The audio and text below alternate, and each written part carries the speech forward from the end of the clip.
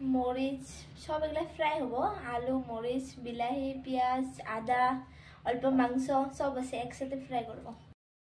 আলু প্রায় ভাজা হয়ে গেছে আমার। এখন দিয়ে দেবো মশলা। এখানে সব বাটা আছে, আলু, বিলাহি, পেঁয়াজ, রসুন, মরিচ, কাঁচা লঙ্কা, কাঁচা মরিচ।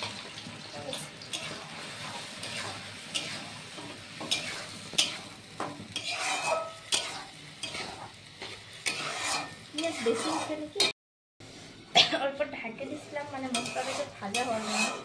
পুরো একদম জল উঠছে।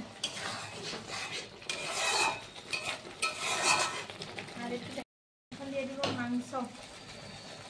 অল্পই মাংস, বেশি না, একজন মানুষের জন্য অল্প মাংস বহুত।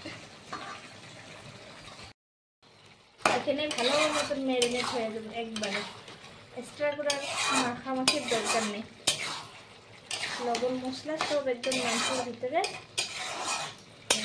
সমান। গরম মশলা দিয়ে দিব এখন অল্প, যাতে মাংসটা গন্ধ না করে। মশলা বেশি না, অল্প দিব। দিলাম এখন জিরা পাউডার, অল্প দিব, এটা ছোট প্যাকেট না, অল্প থাকে।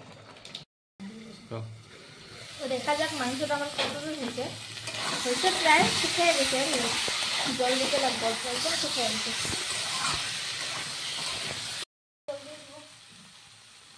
মাংসটা যাতে মশলা মশলা হয় একদম।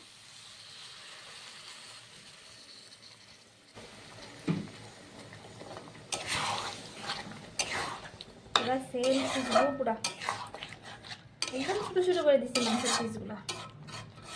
ভালো লাগে না।